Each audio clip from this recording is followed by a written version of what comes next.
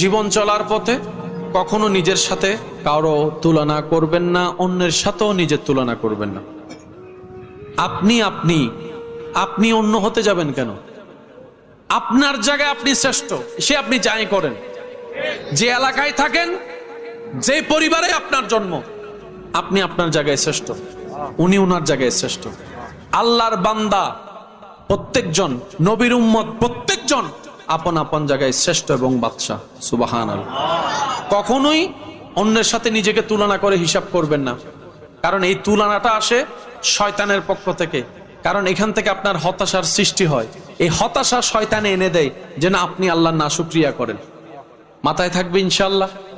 কখনো কারো সাথে তুলনা নিজেকে করা যাবে। আপনি বলবেন আমি আমার জায়গায় বেস্ট, আমার আল্লাহ আমাকে যেভাবে বানিয়েছেন আমি সেভাবে শ্রেষ্ঠ। যতটুক পারেন